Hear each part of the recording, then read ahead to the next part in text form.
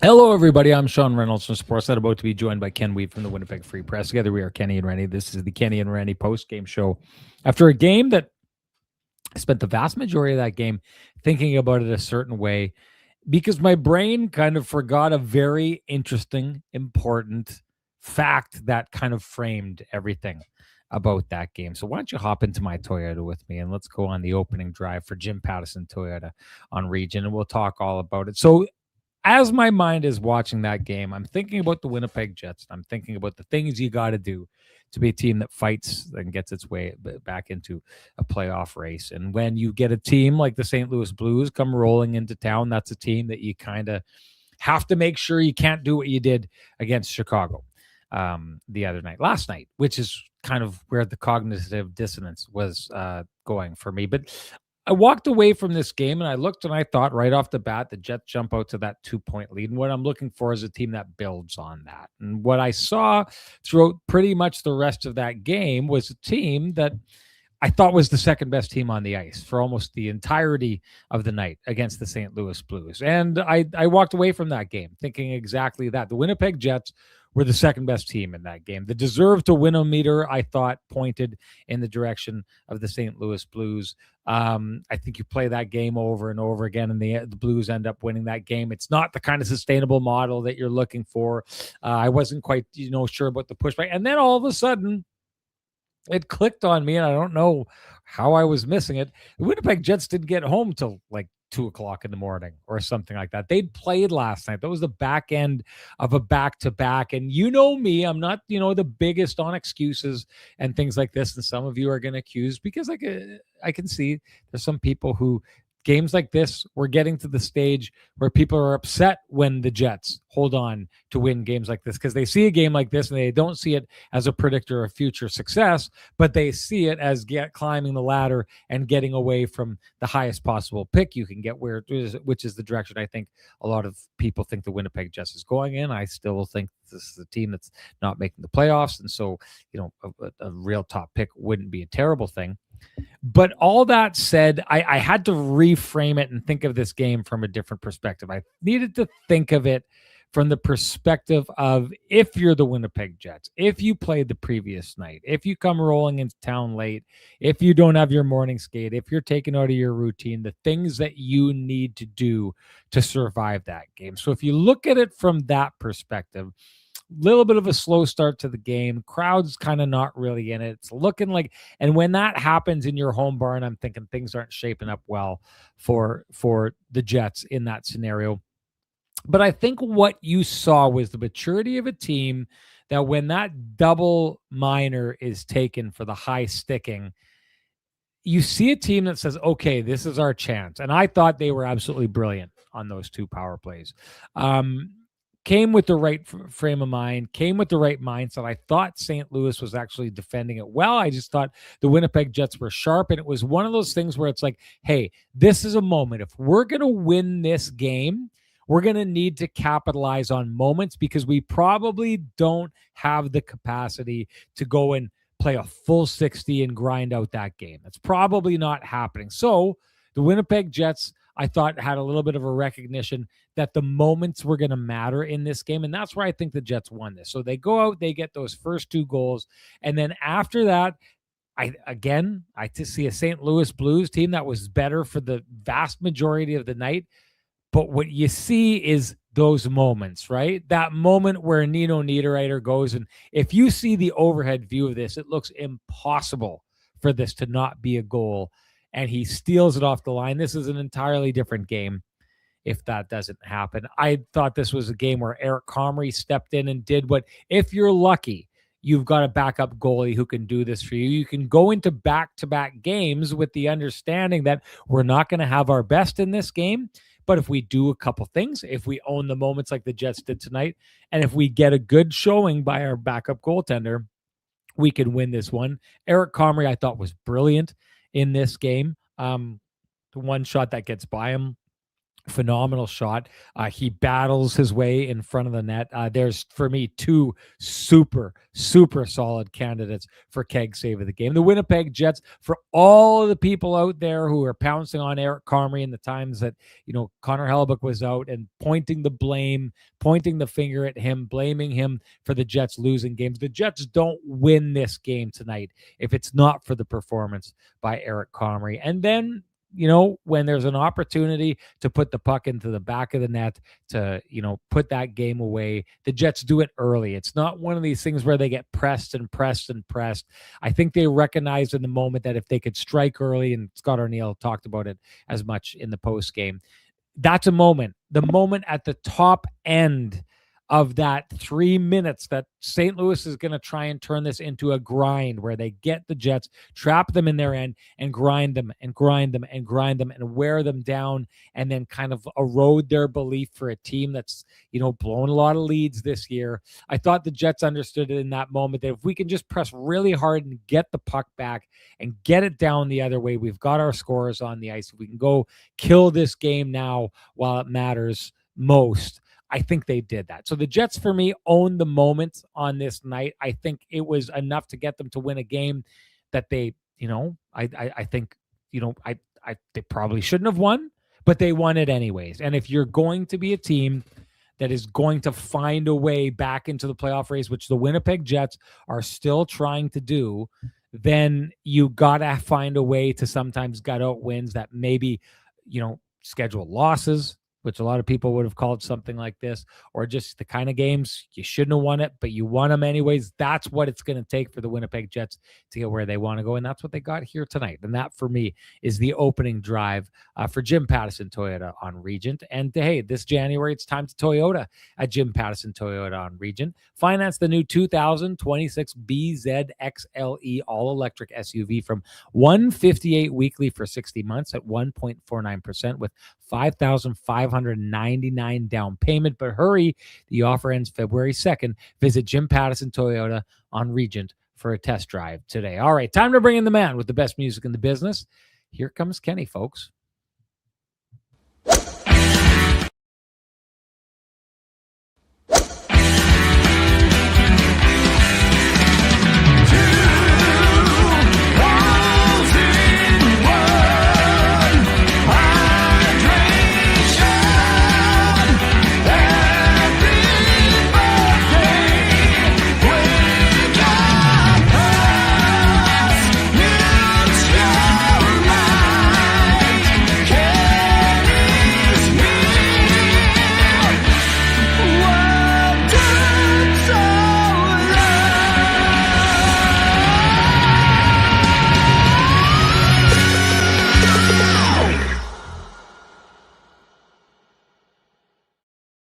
All right, Kenny. Mike McDonald's coming in hot already, saying, here comes Kenny, saying the parade is back on. Outstanding game, blah, blah, blah. He thinks he's got you all figured out. I don't know what you're going to say here, but I can tell you there is someone who's got you figured out, and that's Frankie, and probably the boys as well down at Vittorio Rossi, because the blue with the tan coat, I don't know what's going on. It's brown, yeah, with brown, with the pattern, yeah, buddy.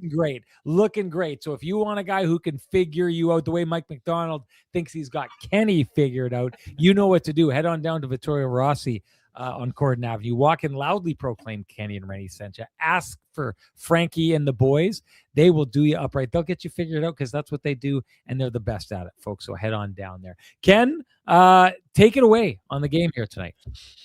Yeah, well, I'm glad that Mike thinks he's got me figured out, because I think he's trying to get me back for figuring him out, I think, Sean. So, anyways. Oh, that's right, Mike. The unmasker. Yes. You think you tore the luchador mask, and that's Nick Ronas. It's funny because it was almost one of those thou shalt not protest too much, or that thou dost protest too much kind of moments where he said, why is everyone saying this thing about this? So I don't know, maybe you got it, Ken. We'll see. We'll see. It's under his skin regardless. Yeah, it's all good. No, I mean, I'm not going to share those sentiments, Mike. Yeah, I mean, we're going to call this game for the Jets opportunistic. And Sean, like we talked about yesterday, if the Jets had not, missed the opportunity yesterday, then maybe you could say today was a game where, yeah, they just found a way to gut it out. And, they do that for sure. But no, there's no talk of parade here, but it's a reinforcement, Sean, for what we've been talking about, and what other people who cover other teams come in and want to talk about with us.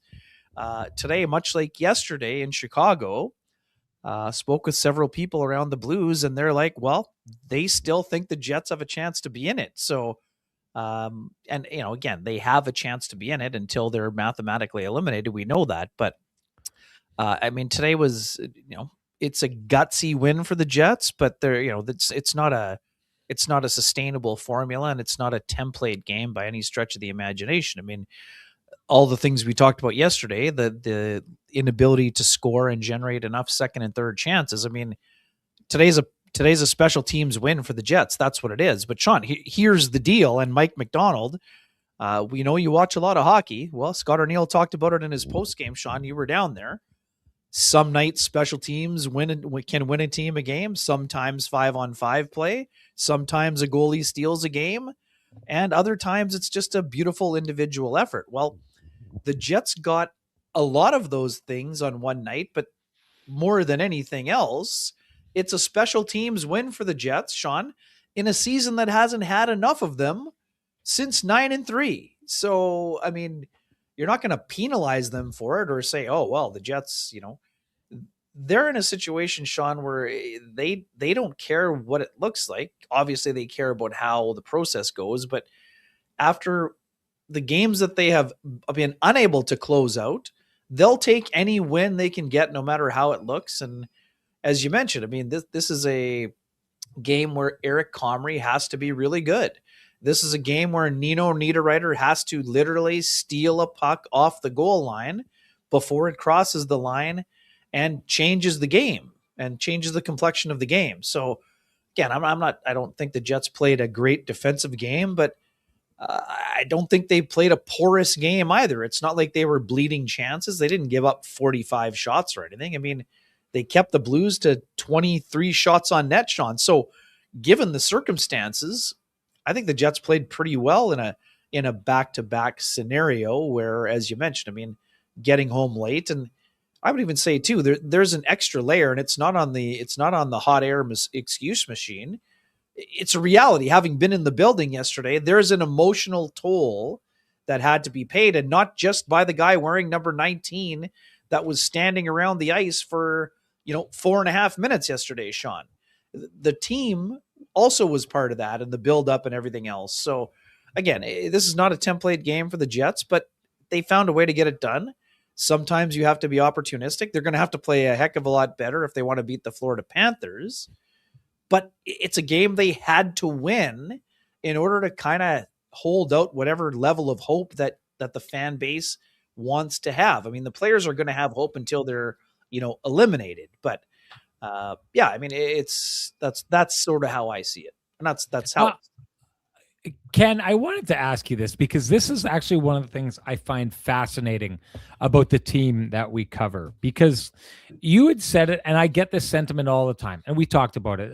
Prime came in and did, and it was both Jody Shelley did it on one Prime broadcast, Shane Knighty did it on another broadcast where the Jets were plummeting and had been the worst team in the NHL for the month of November, and then we're in the middle of being the worst team in the NHL for the month of December. Being the worst team in the NHL for 2 straight months is a long time to be a bad team. And you've got these guys coming out and saying, oh yeah, don't worry about it. The Jets are going to be a playoff team, which is almost ludicrous given, how far back and how far out of it they were at the time that was being said. But it's something that has just always kind of, I found fascinating, is the fact that you get so much faith in the Winnipeg Jets outside the market, inside the market, but you'll have people coming in all the time. And it's honestly something, Ken, that in my job where I'm dealing with broadcasters who come into town and they kind of want to know what the scoop is on the Winnipeg Jets, and they're coming in and they're telling, like, again, I like to hold up this example. Earlier this year, I'm in Nashville. I do this pregame hit where I throw to the panel, and at the time, Winnipeg ends up going and winning that game. And then the following game after that is the game they go into Buffalo and just get skated entirely off the ice by the Buffalo Sabres, right? And I remember my hit into that show was basically everyone saying, well, this team's just doing poorly right now because Connor Hellebuck is out. Everything's going to be fine. And my hit was essentially, everyone thinks this, but the signs are here. This is their blah, blah. The problems with the Winnipeg Jets, I remember, this is basically my throwback to the desk. The problems with the Winnipeg Jets go deeper than the loss of a Vezina Hart Trophy winning goaltender. I throw it back to the panel, and what does the panel do? They respond by basically telling you the Jets are fine. They just don't have their goalie after that, right? And so there's this element of people coming into town, and you're trying to explain it to them, but people always, when I tell them things aren't going well right now for the Winnipeg Jets, and we do it on this podcast all the time, and I can tell you, we did it early before the Winnipeg Jets started plummeting that first year under Rick Bowness. And when we see these things, we get the same response from a lot of people in the podcast where they're like, oh, what are we even talking about? They won tonight. And what are these guys even saying, right? But like when we see these things, we can explain what is going wrong and that it's not a predictor of future success. But I always find there's pushback. And it's because there's always this faith in the Winnipeg Jets, that faith that exists, that you feel as an audience, that people from the outside feel, that Ken is hearing from people in Chicago and the media members who talk about the Winnipeg Jets. I find it so fascinating, Ken, that always exists, and it's very real. I feel it all the time. And at the same time, Ken, it exists with the understanding that a lot of people out there feel that the Winnipeg Jets are frauds. Like it's been said so many times in the past, the Winnipeg Jets are frauds. And then sometimes the results end up bearing that out. And some people in our podcast, I remember in years past, are like, well, I guess we're frauds. And what do you think it is about the Winnipeg Jets that they're basically like Harvey Dent from the Batman comics? They're Two-Face. They've got like the perfect symmetrical, handsome face on one side and the scarred up, torn up face on the other side, where people have an unbelievable amount of faith in a Jets team that is, in a position where no other team would be given that kind of faith. But at the same time, when they actually do well, people don't buy into it and they think that they're frauds. What is it about this team? Yeah, it's just a strange, strange dichotomy, to be honest, Sean. I mean, there's a group of folks who think that, they're just going to round into form and, remember what it was like to be that President's Trophy winning team. And there's other folks that just haven't seen enough when it matters most to, fully believe, depending on where things are standing. And I think the other sentiment, Sean, that I got from talking to people is that as fun as the San Jose Sharks are, with Macklin Celebrini and, with the trade for Kiefer Sherwood, with the play of Askarov in net, young defense emerging, people who've covered the game for a long time aren't ready to believe in the Sharks yet either. They're not ready to believe yet in the Utah Mammoth either, even though they've shown some signs at various points. The Seattle Kraken, a lot of people aren't sold on them. So I think it's more a matter of people have seen the Jets be a good team for this 4-game block, so they expect them to eventually get it sorted out when you have, some of the impressive individual performances that are happening, from Mark Scheifele, from Kyle Connor, from Gabe Vilardi, from Josh Morrissey, and things of that nature. So, and again, they're not seeing the warts on the daily like we are, Sean. I mean, that's the other part. I mean, you see the strengths, but you also see the deficiencies when you're around the team a lot. And this year, those deficiencies have been, lack of secondary scoring. They have been, puck management woes. But John, I would put it this way. It reminds me of the days where remember when the Jets kind of changed their personality? This is like pre-bonus era where people still thought the Jets were the team from 2015 that like pounded their heads together against the Anaheim Ducks. Remember all those years that we'd talk to coaches and coaches would say, the Jets are a big, heavy team. Yeah. And we're like, pardon? Yeah. Yes. They were a big, heavy team 3 years ago. They're a skill team now. They have some players that play a heavy game, but the Jets weren't, after Dustin Byfuglien retired, the Jets weren't a big, heavy team. Their defense core completely turned over from Ben Sherratt, Tyler Myers, Jacob Trouba, Dustin Bufflin. They were no longer a heavy team on the back end. So, anyways, again, it's not a knock on other people. It just sometimes a narrative, surrounds a team, and it just sticks with them no matter what personnel changes are made and some of those other things. So, anyways, I think it's interesting to discuss with others, and it's also kind of a reminder that I think every person looks at every team a little bit differently, because some people value different parts of the game and want to see different elements with a team. I'm trying to wrap my head around it, because the one thing about it is I think it's led to like a lot of these narratives. Like I'd always said it before, and I always push back on this podcast. Every time you headed into the playoffs, people would say, well, the Jets have the advantage in the crease. And I'd say, where does history bear that out? That Connor Hellebuck is the difference maker in the playoffs. And I find Oilers sweep is one. Yes. Yeah. Yes. Mike Smith. What's that? Sorry? When he outplayed Mike Smith, and I think you could argue when he outplayed Pekka Rinne in 2018, but Renny was not at his best. So Renny was atrocious in that, although he pulled twice, but 2 shutouts. Yeah, I don't know. It's something. It's a fascinating team. It's a fascinating team because I feel both. I feel that when the Jets, there's always this kind of like you can't hold down the faith that people, what I think part of it is, Ken, honestly, and I don't know, you can maybe agree with this or disagree with this, and we'll get back to the game because I've definitely detoured us away from the game here.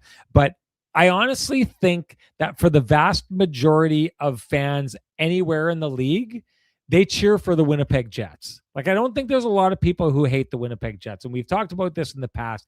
You're probably not going to hate them because they haven't really knocked your team around in the playoffs or anything like that before. Minnesota, I'm sure, hates them. I bet you don't get a lot of people in Minnesota who think highly of the Winnipeg Jets. But for the most part, it's kind of like that little engine that could thing. And I think because of that, people project like they want good things for that team. So they want to believe in them. I think that has something to do with it. I think Winnipeg's a plucky town. I think for the most part, people meet people from Winnipeg and they like people from Winnipeg. The media ambassadors, I think, help with that. Most of us are fairly well liked around the league and those kind of things. I think it just has to do with, it's kind of like there's a lot of people out there who like the Green Bay Packers. If the Green Bay Packers weren't out there kicking the snot out of everybody, as often as they do, it's one of the reasons people really like them. But, the fact that you've got this tiny little town that produces this behemoth is something that people really admire, right? And I think that the Jets have an element of that. I've always said this. If the Jets could get the success machine rolling, they would be the NHL's Green Bay Packers, right? The frozen tundra of Winnipeg, blah, blah. You could build all the storylines around it. Anyways, I still do find it fascinating, though, that you've got this faith in the Winnipeg Jets, but you've also got this undercurrent of the people who have called the Winnipeg Jets frauds for years and those kind of things that are going on. Okay.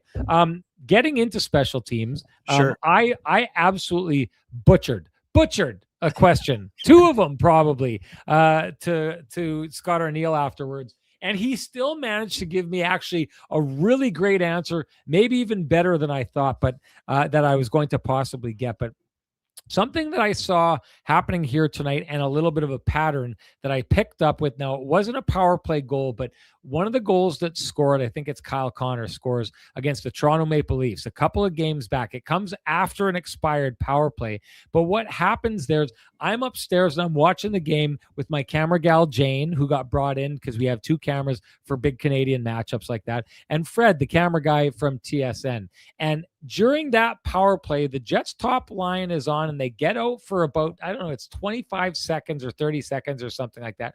And the puck goes out of play and Arneal pulls them off the ice and puts the secondary unit out.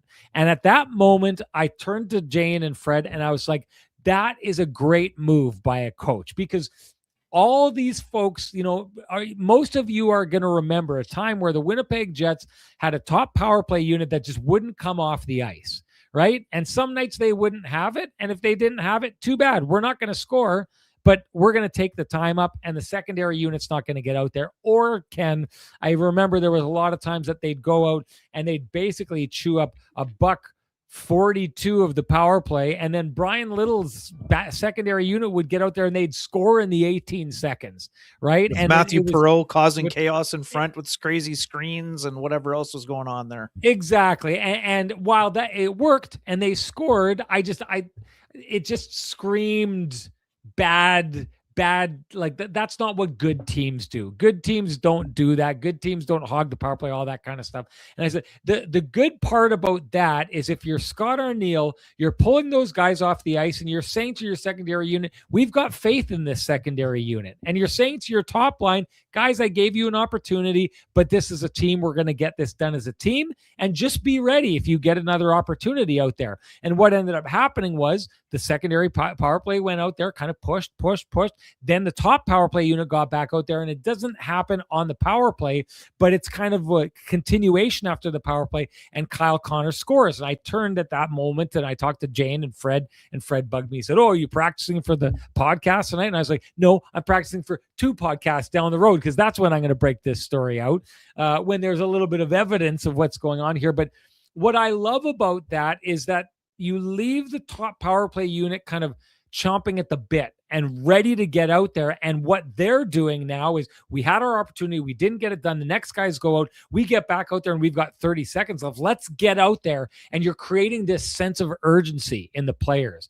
And I thought there was a little bit of a residual of that tonight. Yeah, they score on the first power play. Then the secondary unit gets out there, and then that line goes out and scores again. Mark Scheifele with a really good shot. Now 2-0. That's all they needed to win that game. And what I thought Scott Arniel was going to talk about was that sense of urgency that he was creating, right? In that you're basically making your top line earn it and letting them know you better make the most of the time you have. You don't have a wide open 2 minutes to do this. There's a time, there's a clock on this. And if you don't get it done, the next guys are going to go. And then you just better hope there's some of that clock left for you to get out there. And the Jets get out when that clock is remaining and they score. I do think this sense of urgency has something to do with it. But I loved his answer, basically, that he sends out that second unit. And that second unit is kind of like, hey, it's all about offense if you're on the power play. But think of the top line as like Roy Jones Jr., a surgical boxer who just bobs, weaves, boom, boom, boom. All of a sudden the guy's on the canvas. And then think of the secondary power play unit as just a bruiser who heads out there George Foreman-like and just stands in it and slugs and slugs and slugs. And what he basically said was, we send that secondary unit out there and they just give body blows. They wear down the opposition. And then if there's a little bit of time left on the clock, we send out Roy Jones Jr. to the guy who's just basically been taking body blows. And now that precision that they operate with is allowed to operate so much easier. You see Mark Scheifele's got all the space in the world as he skates in to bury that puck. I just love the idea. This is good coaching. It paid off in that game against the Toronto Maple Leafs. It paid off here tonight. And if I'm right about the Winnipeg Jets capitalizing on the moments, their head coach set them up to capitalize on the moments in that game. Yeah, right on. I'm going to go into mine first, but occasionally we got to give the people what they want, Sean. So Snackatoba says, I hate to do this, but the pristine roofing wake-up call is Rennie's line of questions to Arniel. It wasn't the line of questions. No, it was the fumbling out of it was like it was a word salad with 17 different ingredients. And I don't know, sometimes a few herbs and spices with that. Yeah, one. You can have too many ingredients in a salad sometimes. Sometimes just get like your hard-boiled eggs and a little bit of bacon and stuff like that. But yeah, Renny, and to be honest, I will accept the pristine roofing wake-up call, because I got up after the days and I said to Scott, I said, hey, I apologize for the word salad. He said, oh, it's okay. I said, no, Scott, I've got to be better, and I will be better. So anyways, I will be better. And in the meantime, I'll accept the pristine roofing and siding wake-up call, because I earned it on this night. It also means it's time to give North End Rick the pristine roofing and siding wake-up call at 204-981-6289. He's the guy you want down at your place for all your roofing, siding, and exterior needs. You can also call Pristine Roofing directly at 204-237-7663. Give your home the pristine roofing and siding wake-up call. You will be glad that you did. Okay, Ken, your turn on the special. Yeah, you bet. No, and again, it's interesting. I mean, we talk about hustle plays normally at the defensive end, Sean, right? And I think you nailed it already here. The ability to kind of get both units going. And Sean, to me, the Jets need more from more people. And Sean, what was one of the ways the Jets got more last year? They had it because both power play units were clicking. That's the only reason they ended up being the top power play unit for almost the entire season.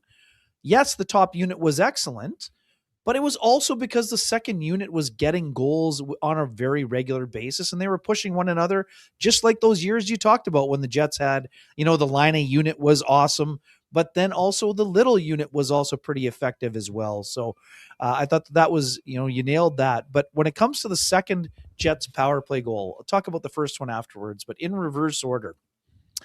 The reason Mark Scheifele has all that time, Sean, is because Josh Morrissey makes an incredibly smart hustle play at the top at the blue line to keep the puck in where the pressure is coming to the top. The second wave of pressure doesn't close on Mark Scheifele. That allows Mark Scheifele to basically walk unimpeded to the net. And then when he has no room, he still roofs his shot. So, that is an example of the second unit kind of wearing them down. And we talked about it last year, that shot first mentality. We haven't seen that enough from the second unit this year. On this day and the second part of that power play, they had that going for a while. And then the top unit gets back out there, is hungry to, get a dagger in that situation, and they are able to do so. First one, excellent puck movement, Sean. We saw all kinds of touches, moving around. You had a little bit of motion. And then there's Josh Morrissey banging home a one-timer after he's set up by Mark Scheifele. So both goals from the top unit are examples of precision, but precision in a different way. Not necessarily just the old, stationary move. Either the high slot is open or it's a one-timer from the top. They're able to get that shot because Morrissey creeps in, but there's also traffic in front. There's a one-timer option to Kyle Connor available. Mark Scheifele could take it to the net if he wanted to. He could get it down to Velarde, who could go to the drop step. You've got Taves in the high slot. Like, the Jets power play is back to being a multi-threat power play, and that's when they can get going with precision. Second unit has its own style and can be effective as well, as you mentioned. They've got guys going to the net. There's more retrievals, a little bit more traffic at times. So, yeah, I mean, I think that you nailed it overall. And, I'm just busting your chops a little bit about the post game. But again, we talk about accountability. But again, that's why we're peeling back the curtain for people. Sure. We want the coach to be sharp in his answers and the players. So if we're not as sharp, we're going to be accountable also. That's another great example. Yeah. Yes. And I accept that accountability. I do want to say this to build on your point. I was going to have like a separate segment about this, but you've covered it off for the most part. But Mark Scheifele, if you notice that second goal that he scores, he notices a glitch in the system on the first goal. And so here's the deal. Joel Hofer crouches down and leaves that top corner open, and Mark Scheifele at the first time they score passes it up, and what that does is it creates a scenario where now that's what the defender is going to defend against. So he passes it, Josh Morrissey booms it, and it goes straight in. But if you notice the second time around, Mark Scheifele already knows if he gets the puck in that spot and if the defender cheats to deny the pass to Josh Morrissey, he's going to go straight to the net because he knows if Hofer does the same thing, he's going to roof that thing. And that's exactly what he did. That's a goal scorer's goal. And the one thing you'll say if you have the opportunity to get around really, really good players and you get them talking, sometimes you realize, like, holy crap, this guy's thinking like 7 steps ahead of everyone. And that was Mark Scheifele in that moment. Mark Scheifele noticed, hey, if I didn't pass that to Josh and he didn't score, that opportunity is still there. But now that I did pass it to Josh, they're going to be scared of that play again. They're going to be defending that. And I already know that Hofer's cheating in this situation here and down trying to get the paddle because he's worried about the pass across the crease, took advantage of it. That's smart hockey. That's big boy hockey. That's how you score. And no doubt about it. he put himself in a situation where he could score, and you can put yourself into a situation where you can score a great rate with Cambrian Credit Union. Getting a mortgage doesn't have to throw you off your game. While you focus on home sweet home, our friends at Team Cambrian Credit Union take care of the mortgage part with their low rates. Whether you're looking for a new home, renewing, or making the switch, Cambrian is your mortgage MVP. They can help make the next season of your mortgage path easier and help save you money. Now, that's what we call a win. Head to cambrian.mb.ca/rates for more, or you can make an appointment like myself and Mrs. Renny just did for next Monday down at Cambrian on Henderson to go re-up our mortgage with the fine folks at Cambrian. Ken, did you want to give a shout out to Sweet Lou? You bet. For folks who have realty needs you'd like to have met, contact Lou Furlan at Royal LePage Dynamic Realty, 204-791-9971, or at the office, 204-989-5000. His email is lou@loufurlan.ca. That's LOU at LOUFURLAN.ca. Lou Furlan, excellent realtor, excellent human being, and excellent supporter of the community, including this podcast. All right, best in the West earning himself, herself, the Flame and Comfort hot take when he says, Jets are going to the playoffs. Renny says so, but I wanted to kind of open up this conversation. Let's do that in just a little bit, Ken, because I did want to say something interesting here. I still don't think the Jets are going to the playoffs, but what I did say the Jets need to do if they're going to win the playoffs is they needed to hit a 700 winning percentage, something only two teams in the league are over at this moment. And so if you break it down into 40, 10 game blocks over the next 40, the Winnipeg Jets starting in that 40 block have now taken 11 of a possible 14 points, which means in their next 3 games, if the Winnipeg Jets are able to come away with 3 points over their next 3 games in the first 10-game block, they will have hit that 700 winning percentage. So that's the task ahead of them. How the Winnipeg Jets have played, and it's not going to be easy. They've got the Florida Panthers coming into town, and Detroit. the Florida Panthers, interesting because they're up, they're down. Detroit looks like a hard out pretty much every time. I don't know who they play after that, Ken. Do you know? New Jersey. So New Tampa, Jersey, Florida, Dallas. But if it's New Jersey, that's the end of the 10-game block. So let's say you beat New Jersey. Let's say even if you squeak out a point against the other two, you've hit the mark for the first 10 games. And I'm saying this regardless of what other teams do. I know the Jets have made it hard. There's too many teams above them, blah, blah, blah, blah, all this kind of stuff.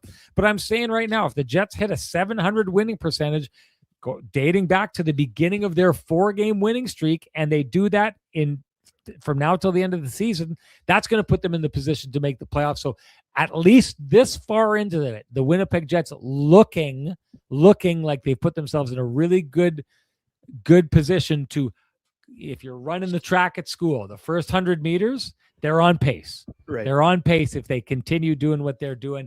But regardless, to try and put words in my mouth, best in the West, that's despicable. It's despicable of you to do that. And for that, you get the Flame and Comfort hot take of the game, well earned. And that, of course, is brought to you by the folks at Flame and Comfort, Manitoba's premier supplier of fireplaces, wood stoves, inserts, and everything hearth-related. After 50 years heating up your world, Flame and Comfort has moved to 1465 St. James Street. And when you get down there, you are going to see it as one of the most impressive showrooms in Western Canada. You don't need your hot takes to keep that warm feeling inside, folks. Visit Flame and Comfort. They will take care of it for you. Okay, Ken, we got to get through 2 things here before we get to the fun of the Heritage Classic and the announcements that came out here today. So Eric Comrie, just your take on his game here tonight. Yeah, just solid. I mean, that's what we saw. I mean, the only goal to beat him, traffic from Jake Neighbors in front, really good puck movement by the Blues, good 1-T from Jordan Kyrou, and it's a great job. Yeah, I mean, otherwise I thought I saw a guy who looked confident. We know, again, we've talked about this in the both of Eric's last 2 starts coming out of Toronto. I mean, that was a devastating loss for Eric Comrie, who is a very upbeat person by nature. That loss got him down for a few days. He picked himself back up, played really well against the LA Kings, and now he played really well in this game against a divisional opponent, against a guy in Joel Hofer who's already shut out the Jets once this year and is second in the NHL in shutouts this season, as he's been a 1A, 1B scenario with Jordan Binnington, who will be going to the Olympics. So That would be a challenge that Eric is excited about. He played well, did his job, and gave his team a chance to win. And again, he got some run support from his team, even though, yes, two of them are on the power play. One is into an empty net. Doesn't matter how you get them. I mean, they got run support, and Comrie did his job. So, again, we know that Connor Hellebuyck has had a heavy load. He had the last 5 starts. And, Comrie was going to need to play here. He's going to need to play again in the next block. I mean, it is spread out a little bit now, but I think Comrie's going to have to play, at least one more before the Olympic break here. And he's starting to play with more confidence. And that's how he played earlier in the year before the load got really heavy. So, Sean, let's also not forget, this is a big stretch of games for Eric Comrie. Eric Comrie is a pending unrestricted free agent. We know how the Jets feel about him. We know how Wade Flaherty feels about him. We know how Connor Hellebuyck feels about him. But Eric Comrie is going to need to play well down the stretch so that the Jets will reward him with another contract. That's part of the equation here too. Eric knows he's got to play well down the stretch. He's got to post strong numbers, and he's got to give his team a chance because Connor Hellebuyck just can't run the table here, going into or coming out of the Olympic break. It's going to be a heavy load for both goaltenders given what the schedule looks like. But Eric did his job again today, and he's done his job a lot of time this year, and that's what you expect of your number 2 guy. And Eric has worked hard to get that job, and he wants to keep that job, Sean. I mean, it's here, the last 2 games, I mean, we talked a lot about numbers, and numbers don't always tell the story. But for Comrie, 2 goals allowed in his last 2 starts, .958 and .957 save percentage. So again, small sample size, but in those starts, he got the job done.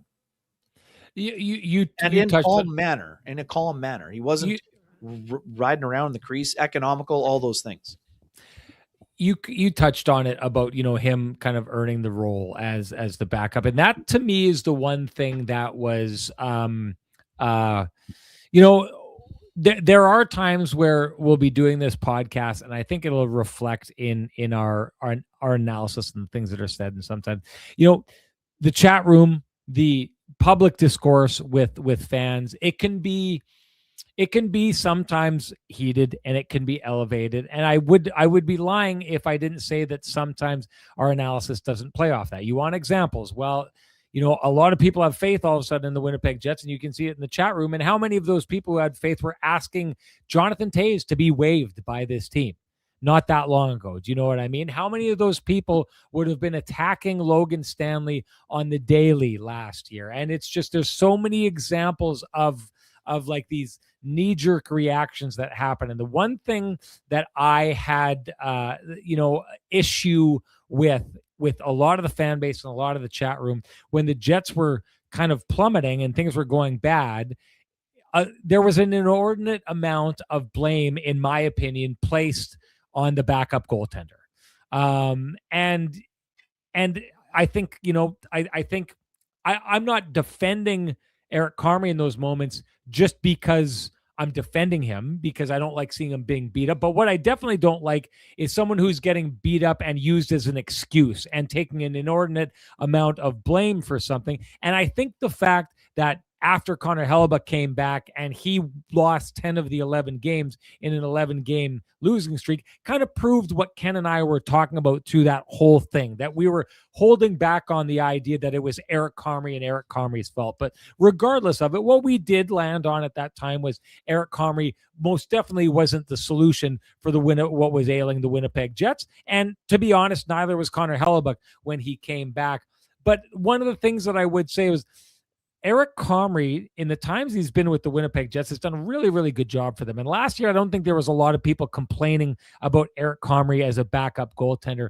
And I just did not like the way that he did his job as a backup last year. Kind of was everything that you could ask for in a backup, even though, well, if you do remember that he ended up on the wrong side of a whole bunch of games where the Jets just couldn't seem to score.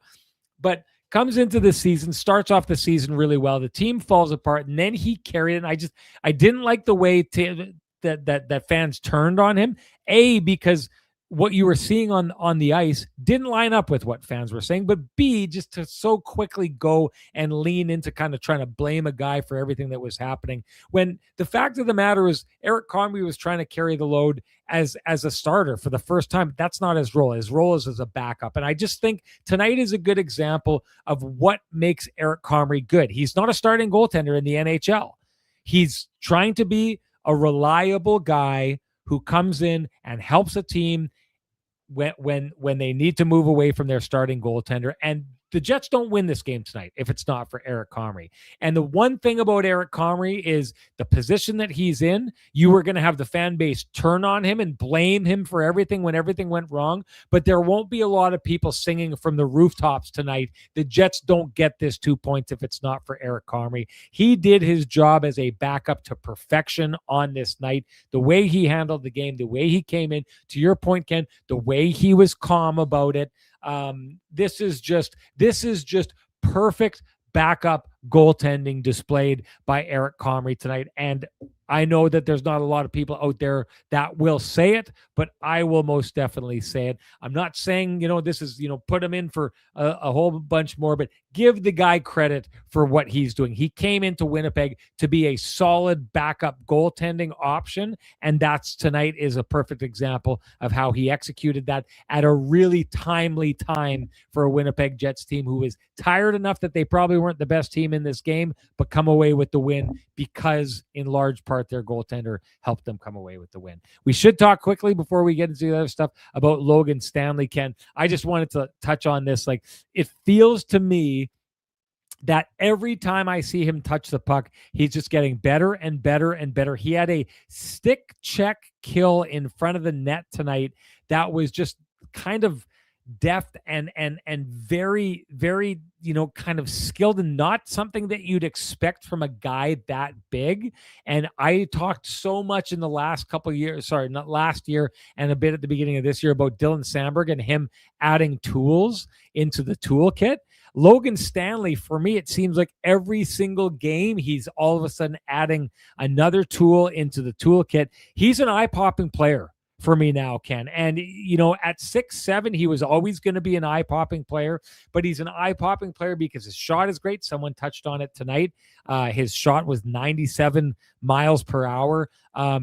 Plays hard, plays rough. He's getting better defensively from what I'm seeing. I know that he's still not the kind of guy you would call like a shutdown defenseman, but tonight he basically plays top 4 minutes. And when he's given an opportunity, he elevates. And that's maybe the most important thing that I'm seeing from Logan Stanley this year. It takes a certain psychology for a player to be given, here's an opportunity, I'm going to rise to the occasion. Well, let's give you another one, and I'm rising to the occasion. I think Logan Stanley is in this place right now where every time he's given an opportunity to take a step up the ladder, he's just taken a step up the ladder and he's knocking it out of the ballpark. He's doing it as an offensive defenseman. He's doing it as he's adding skills. He's doing it as a guy who intimidates the opposition and takes them off their game. He's doing it as a fighter. He's basically affecting the game almost every way you could expect him to do so. And tonight I just saw another level of a guy who's like, give me more minutes and I'll give you more. And boy, oh boy, there's the conversation is raging. Do you sign this guy? Do you trade him? But I think that he's going to get traded, and I think that the suitors will be lining up for this player. I think there's a lot of people salivating at the idea of adding Logan Stanley to their lineup right now. Yeah, I mean, it's super interesting. Again, small sample size, but an important sample for Stanley here. It's not just one game, Sean. Games on consecutive days. He was over 21 minutes in Chicago. He was over 22 minutes tonight. Say whatever you want about what that means. Maybe it's because Solomonsson's out, but with Neil Pionk out of the lineup, the Jets needed somebody to step up and fill those minutes. Solomonsson's had some strong games when he's been back up for the second time, but not as impactful as what Stanley has had the last couple of games. Sean, we've talked about this before.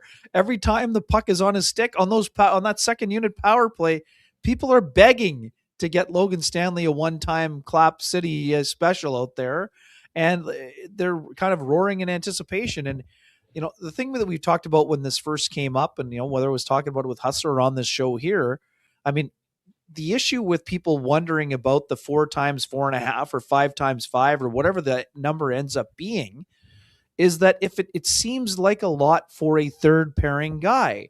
If Logan Stanley can show that he can be more than a third pairing guy, and again, he needs to do it for a longer period of time. He needs his defensive metrics to continue to improve because so far they have been more like a third pairing level. But his offense, it's driven to a degree by high shooting percentage right now, but he's generating tons of shot attempts in the last couple of games, Sean. Tonight was another big volume game, 2 shots on net, 7 shot attempts. I think he had 9 or 10 shot attempts yesterday. So the shots are there. He's getting more involved. His zone exits have been better. We know he's got the long stick and a willingness to block shots. But the big thing for me, Sean, previous years, when Logan Stanley played on the second pairing with Neil Pionk, it didn't go well for the pairing. So that's why I think a lot of people were wondering, and he kind of got pigeonholed into a third pairing role only. Now, in the last couple of games, not only is he playing, north of 20 minutes, he's actually showing that he might be able to play on the right side also. So that opens up all kinds of other options for what the Jets can do, whether if it's in need or if they want to just give him more minutes at times. So anyways, I think it's a fascinating, 4-week block in terms of what happens with Logan Stanley, what the negotiations are going to be like with his agent and agency, and how the Jets value that and what kind of number they come up with for their best offer. Because as we've talked about, if they can't find a resolution before March 6th, I think the Jets will have no choice but to make a move. I mean, I think you feel the same way. You've mentioned it already, right? I mean, I think he's gone. And Frosty saying Stan will sign a team-friendly contract for all the goodwill the Jets gave him. I can't tell if this is tongue in cheek. Like, this is a player who felt like he's been left dying on the vine for a lot of years and asked for a trade a couple of years ago. This is here's the deal. Logan Stanley is 28 years old. He's been waiting to get his career started. He's finally going. And I'm telling you, the psychology of a player is not, thanks for sticking with me, Jets organization. The psychology of the player is, if you would have given me these opportunities 5 years ago, I would have got to this point a lot earlier and would have been this player. And here's the deal. They're all paying to get they are all playing to get paid. It's been a delayed payday for Logan Stanley, and because of that, he doesn't have a long time to make a lot of good money. This is his home run contract. There is no way he's giving a hometown discounted contract for the Winnipeg Jets when he feels like he's probably been held back in his ability to make money by the Winnipeg Jets. To me, this is the same thing as Nick Ehlers. Nick Ehlers' decision was already made before the season started that he was going to look elsewhere because he felt too many of his years were wasted by the Winnipeg Jets, not realizing what he could do and what he was capable of. Scott Arniel did a great job of uncovering it in that last season, but to me, it was too little too late. It's, to me, almost the identical situation. I think he's gone. I think he's absolutely gone. But I think if you're the Winnipeg Jets, you're taking a look at this and you're thinking, hey, if the timing of this is great. He's come out, he's at least putting himself in a position where other teams are going to have to pay a lot to get him, because I think there's going to be a lot of competition for his services. I don't feel as strongly as you do. And again, I'm not saying you're wrong. I'm just saying I don't feel as strongly in terms of opportunities and chance. Like, this is a guy who, it's not that long ago that he started the season opener, and Dylan Samberg, who the Jets feel very strongly about, was a healthy scratch, and Stanley was playing. So to me, that year, he didn't take advantage of the opportunity that was in front of him. There were some injuries for him. I don't think you ask for a trade if you don't feel like you're being wasted by your organization. Yeah, I'm not saying that's not the case. I don't think you say, I didn't take advantage of my opportunities, so I'd like to be traded. I think you say, I wanted to trade. I want to get out of here because you're not using me the way that I think you should be using me. That's when a trade demand happens, unless it's something in the room, and I don't think any of us think it's anything in the room with Logan. No, and I'm just saying that was 2023, and I think that Logan's trajectory is, it's changed since then. It's not to say that he's forgotten about it, but again, it'll be interesting to see how it plays out. I just don't feel quite as strongly as you do that he's for sure gone. But I mean, it's certainly tracking that way. Unless there's, like I said, this isn't. I actually don't even remember. I'm not trying to rub it in, but did we have this exact same conversation about Ehlers? that you didn't feel as strongly as I did that he was going to be gone? I thought the door was only slightly ajar. You thought it was slammed shut. Yes. Okay. Anyways, not that. I mean, we'll see. We'll see if I go 2 for 2 on this one. We got to talk about the Heritage Classic because Sure. we like to talk about everything on this Sure. podcast and make sure we cover it from all ends, even if it's not game related. This is a future game related, but in your future, if you want to be covered on all sides and all around, you got to go to Myers Drugs because they will take care of all your pharmaceutical needs, all of your health food needs, all your supplemental needs, and they'll do it. Hey, if you're sitting on your couch, they'll be right there. I don't know if they're going to sit down beside you on the couch and maybe, catch the afternoon game or something like that, but they will bring it to your house because Myers delivers everywhere in the city. So go give them a try because they got you covered all around here. Okay. Ken, just kind of wax poetic maybe about some of the stuff that you took away from the Heritage Classic announcements today. A lot of excitement for Jets fans. Yeah, no doubt. I mean, Mike Keane and Blake Wheeler on hand for the announcement. Both spoke to the media. Both did a little quick hot stove and then did some individual interviews afterward. And I mean, Mike's a guy who, he's a legend in this community. He's a guy who, won 3 Stanley Cups, wore quite a few jerseys proudly. But this is a guy who was one of the captains of the Montreal Canadiens. I mean, that's a pretty rare thing for anyone to do, let alone an undrafted player that came from this community and played with a lot of pride and was on a fairly important Stanley Cup winning team over the years with the Canadiens. So, anyways, he was great individual. He's fired up to be playing. But I mean, again, the big news from today is Dustin Byfuglien. I mean, this is this is a guy who is revered by the fan base. And again, we know Dustin is a guy who prefers to stay away from the spotlight and all of those things. He'd prefer to be fishing than, doing interviews or anything like that. But Dustin was in Chicago on the weekend, Sean, for the Blackhawks centennial celebrations with the cup winning teams. He's a guy who has always been a humongous favorite with his teammates. Josh Morrissey sharing in the post-game interviews, you were down there about, we're wondering, is Dustin for surely going to show up? Well, Josh was talking about him, skating, I think once a week and getting skates made for the event. Blake Wheeler was quick to say, Dustin's pumped to be able to go out and be part of this. And again, I don't know that Dustin's pumped to, be going end to end in a non-contact game. He's pumped to be around his buddies again. I mean, this is a guy who is an all-time teammate, likes to have a good time. I think it will be great for him to be celebrated by a fan base that never really had a chance to say goodbye to him, Sean. I know that, salutes and ovations and all those things are obviously top of mind based on what I saw in public yesterday. But I mean, Dustin Byfuglien is one of the most popular Jets to ever wear the jersey.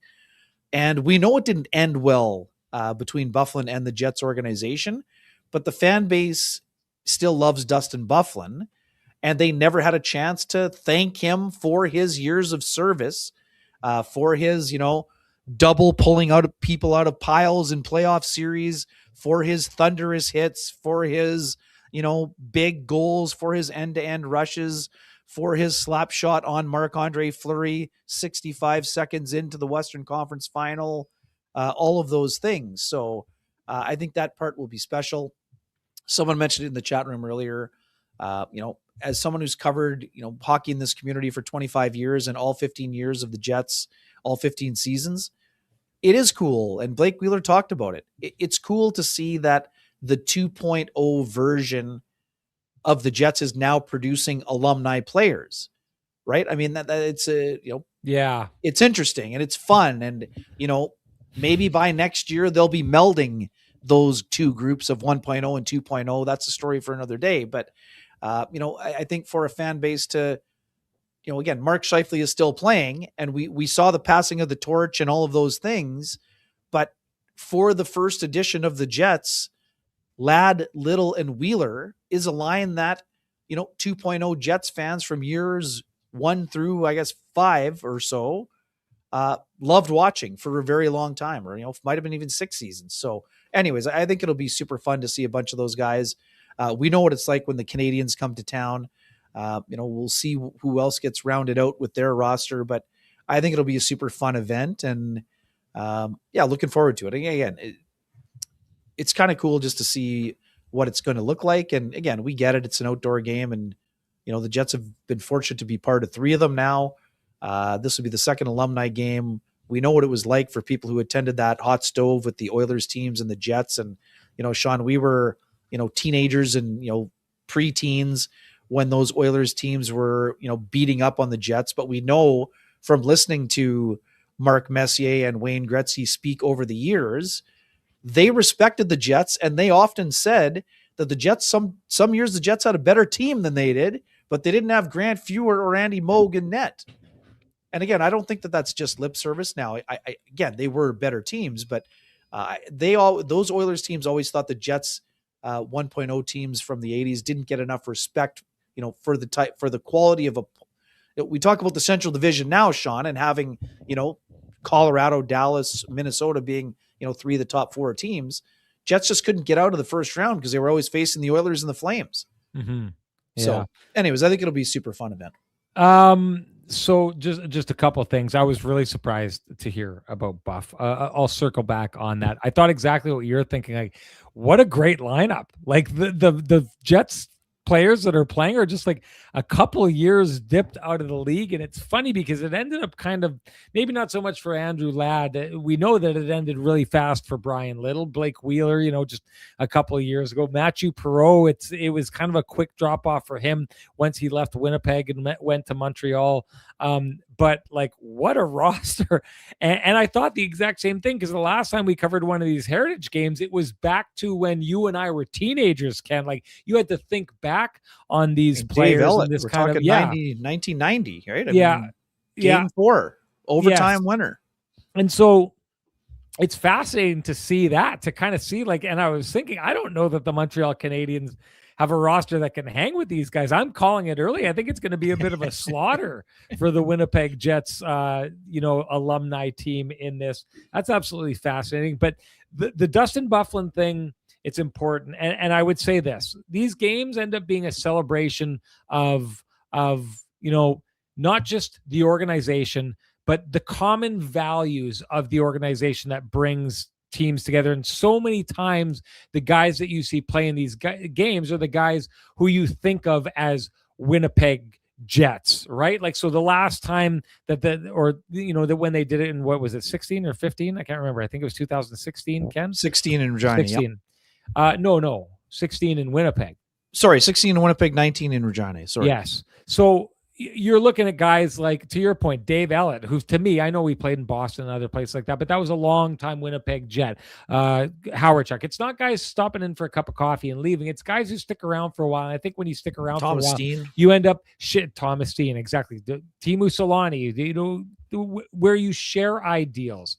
And it's something that has the potential to bring people closer together and allow people to remember what worked so well and why it worked and why everyone was on the same page. And I know that Dustin Byfuglien leaving left hard feelings, and it left hard feelings right up the chain of the Winnipeg Jets organization, right up into the owner's box. Okay. And I know that those hurts still exist to this day, but this is what games like this are for. It's a chance for the fans to honor that, but it's also a chance for people to get back together and remember what it was about those days that drove them and that they appreciated and they loved. And Dustin Byfuglien coming back says, at the very least, I know it was contentious when he left, at the very least, he's interested in coming back and remembering that, those shared ideals, and that the Winnipeg Jets organization is interested in having him come back and remember that. I think it's an important thing because, to your point, the Winnipeg Jets fans did not have an opportunity to say goodbye to one of their favorite sons. And so it's an important moment, and that will be where that moment happens. And it may just lead to moments down the road where, however things happen. But I did want to ask you this, Ken. Paul Roberts says, really hope this means we get a Buff jersey retirement next season. Would you retire Dustin Byfuglien's jersey? I don't think it'll be next season. I could see a time when his number goes to the rafters, Sean.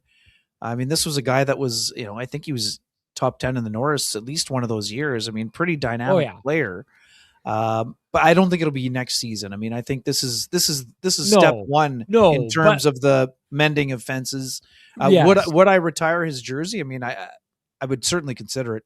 I mean, the production was at a pretty get off the fence. I'm not going to let no, you. It was at a ridiculous level for a long time, his production. So again, I'd have to go back, but I mean, he was the standard. I mean, Josh Morrissey is now the standard for defensemen, but right. I mean, before Morrissey took off into a top 5 defenseman in the league, I mean, Bufflin was a pretty dynamic player for a good stretch of years. So, I mean, definitely, kind of Wheeler, Ladd, Scheifele, Bufflin would be right up there for me. Well, where does it end? No, fair. Yeah, that I find sure. is interesting. So I actually think it's a fascinating question because what's your answer? Well, okay, so let me talk this out. Let's talk it out loud, and I'll come up with an answer by the end of it. But you're talking about a guy who ended up being the franchise leader in points by a defenseman, a franchise that started up way back in the early 2000s. So you're talking about in a 20-year history, a 2-decade history. You're talking about a guy who ended up at the very tippy top. Okay, so that's something that you have to take into consideration. The other thing is just the bombastic nature of the player. Like Dustin Bufflin was a unicorn. He was unlike any other player. And what he is linked to, he won a Stanley Cup in Chicago, but he played the majority of his years in Winnipeg, and he'll be remembered as a Winnipeg Jet. That special part of him, of what made him him, was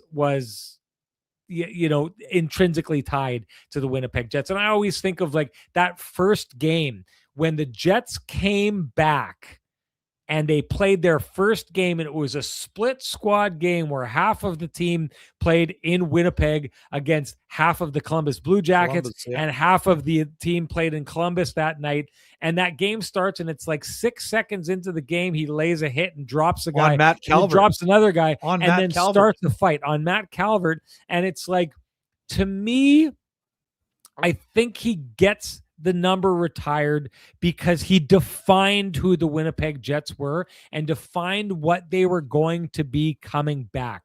I think if you take Dustin Cody Bufflin, Bass was the fight. Sorry. Yes. If you take Dustin Bufflin out of the mix, I don't think Winnipeg Jets 2.0 to this day is what it is. I don't think it's that, because he added this magic ingredient to it. And I think if you put, the idea of a jersey going up into the rafters, to me, has to be one of two things. It's either that player did such amazing things in this jersey, and usually that relates to wins. Usually that relates to Stanley Cups. Usually that relates to maybe Hart trophies and things like that. That your name ends up in there. So that's why Jonathan Toews is going to go up into the rafters, because of the amazing things that he did and the results. That name is going to go up into the rafters in the United Center because of that. Or if you were just such a unique player that you're worth being remembered. And I think that Dustin Bufflin does fall into that category, because I think, again, I've touched on it. The special nature of who he was, I think, made Winnipeg Jets 2.0 special right out of the gate. It started like that. Is there a ton of success? I mean, you're talking about a team that at its peak went to the Western Conference Final, which is, if you were the Montreal Canadiens, that name is not getting into the rafters because of that. But the circumstances of the Winnipeg Jets, the unicorn nature of the player, a player unlike any player that I can't really think of another player in the history of the league who's that. So the fact that he gets to the top of the mountain when it comes to scoring, the bombastic nature, all those kind of things, I think he does get there. But I also think it makes things problematic, because then from there, like, are you taking Brian Little's name and putting it into the rafters? Or are you taking Andrew Ladd? Are you taking Blake Wheeler? Are you taking Mark Scheifele? Are you taking Kyle like at some point, I think if everyone's name goes up into the rafters, no one's name is going up into the rafters. And that's going to be the tricky part of this, is because you've got like if he goes up, then there's a lot of other names and it makes it tricky where to draw the line. So I'm going to sit on the fence, Ken, on the idea that I don't know from that point on what that means and who gets up into the rafters at that point, because I think it opens it up to a little bit of a bottom end of player getting up into the rafters. But I do think that Dustin Byfuglien's name should go into the rafters for the Winnipeg Jets. Yeah, right on. And again, for folks saying that they didn't win enough, like outside of the WHA Jets, when did the Jets win enough? When did the 1.0 Jets make the conference final, fellas and ladies? Yes, yes. So who that to me doesn't fly. I mean, you're not going to retire Howard Chuck's number because he didn't make the Western Conference final or win a Stanley Cup. But he did special things. Like you're talking about a player who retired and was top 20 in NHL scoring at the time, right? So he satisfies that requirement. The other example I'd put up there is like Thomas Steen, right? Like Thomas Steen goes up there because he was just a really, really long-serving, really good Winnipeg Jet. He's kind of like your Brian Little, right? Except Brian Little didn't serve long enough. But, you know, if Thomas Steen's going in there, I'm always thinking, well, is Dougie Smale going in there? You know what I mean? So anyways, I digress. We got to get back. And again, just quickly, one last one too. I mean, for people talking about Blake Wheeler, like there was a time when Blake Wheeler was one of the best right wingers in the NHL. Like back-to-back 91-point seasons. So, I mean, I think his is now eventually going up there also. And I do believe that too. And I will say this, I said it before, there's a time I believe that Blake Wheeler was the best passer in the NHL. Right. Like he was elite at what he did. And just really, I think, I don't know, Ken, outside of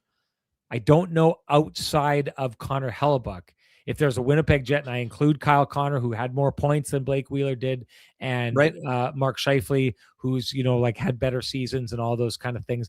But there was a time where I think that I don't know that a Winnipeg Jet will ever get to the level of as dominant a player as Blake Wheeler was. There were so many nights where teams would come rolling into Winnipeg with good players on the other side of the ice, and Blake Wheeler would just take games over. Like he was dominant, absolutely dominant. And I don't know, as good as Scheifele is this years, I've said the names of the guys, and the numbers would suggest otherwise. But there was a time and place where Blake Wheeler was just an unstoppable force, and he dragged a whole lot of people with him. So because of that, I think he probably, and the fact that he ended up being the highest scoring player in Winnipeg Jets history for a time, I think that his name goes up in the rafters as well. Anyways, we got to get back to some of the awards for this. Let's just hand this one out. Nino Niederreiter clearly has the Johnson Group Got You Covered award. Maybe one of the best examples of it we've ever seen.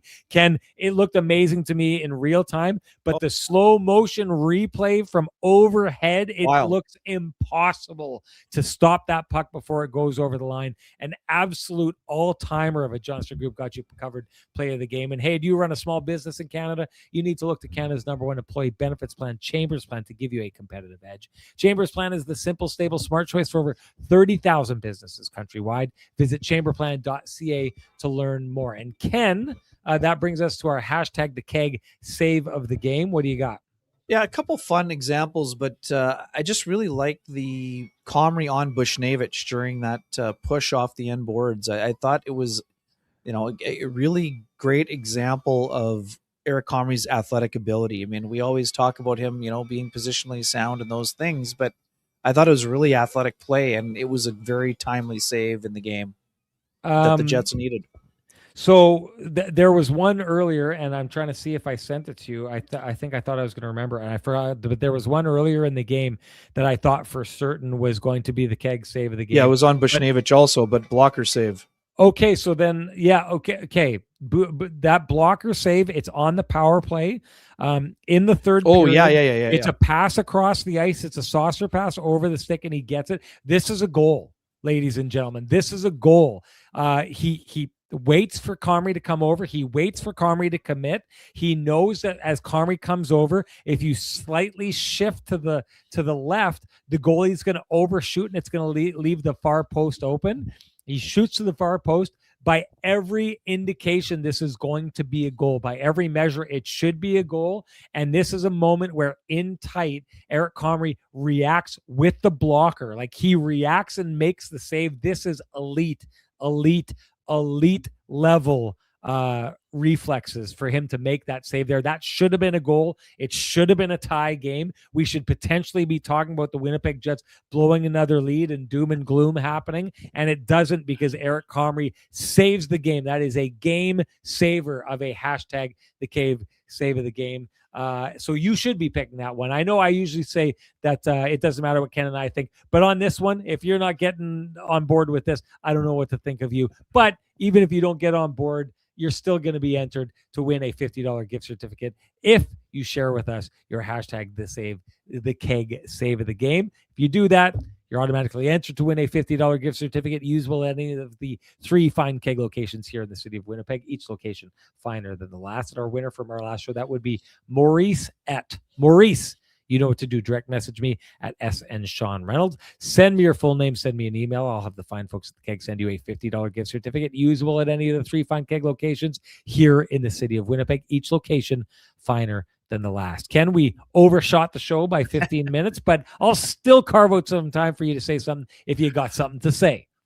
Just ran into a couple listeners and listeners of the show and folks who had some kind words, so we appreciate those, and thanks to everybody for the support. It's cool. And again, if we've always say this, but if you ever see Sean or I in the airport, do make sure you come up and say hello, because we love connecting and interacting with folks who invest in the show. We appreciate the time that you invest, just like the time we invest. I mean, it's that connection that we're trying to create is important to us, and love when folks come up and say that they're listening and that they support the show, and we appreciate that very much. It's funny you say that. I was at Costco the other day, got stopped by a gentleman who told me some great stories about when he was a teenager. They would go during breaks at school and go watch Jets practices, and the Jets players, Ken, would give them rides back to school. They would bug them saying that they'd skip school to come watch. And this gentleman told me, yeah, well, no, I'm not skipping. I've got a spare. And he said, I don't believe you. And he said, no, I do. I've got a spare. And he said, well, here's the deal. I'm going to give you a ride back to school, and I'm going to find out whether or not you're skipping school or not. And if you're not, and you actually came here during your spare, I'll give you every stick I have in my trunk. And he did that, and the guy had been there during a spare, and the guy gave him something like 13 sticks. Whoa. One of the players, but like, what a simpler time, right? Like to just go and be in the stands, the players look up and be like, what are you young fellers doing here? And do that kind of stuff. It reminded me of the connection that, we talked the Heritage Classic, the connection that exists between a city and its players and the fans is a special relationship. I loved hearing that story. So to Ken's point, we love connecting with people. So don't ever be afraid to say hi. And most of you aren't. And it feels good to chat with people. So if you have anything to say, if you want to attack our takes, please just do that with Kenny. I can't handle that kind of stuff. Just if you have praise, heap it on me. Just pass Kenny up and come heap it on me. That's what you got to do. Anyways, thanks for showing up, everyone. We appreciate your time. We appreciate you checking in with us. I know we've taken this late. Oh, man, Frosty says, if I met Renny at Costco, I'd put more stuff in his cart and hope he doesn't notice. You sound like my wife. There we go. All right, time to shut it down. But before we do, if you appreciate the conversation happening in this space, we implore you to appreciate the contributions by our sponsors who fight to keep the conversation going in this space. For us, that's Jim Pattison Toyota on Region, Vittorio Rossi, Cambrian Credit Union, Pristine Roofing, Sweet Lou Ferlin, Flame and Comfort, Myers Drugs, the fine folks at the Keg, and of course the Kenny and Renny OGs at the Johnson Group. Thank you to them. Thank you to all of you. Let's reconvene and do this after Thursday. Big game as Paul Maurice comes back into town. Just quickly, Paul Maurice said, oh, of course we get the Winnipeg Jets when they wake up and start playing hockey. That's what he said to me when I did a Florida-Ottawa game not long ago. So he's been watching, and he's going to be ready. We'll talk about it after the game. Talk to you later, folks. Bye-bye.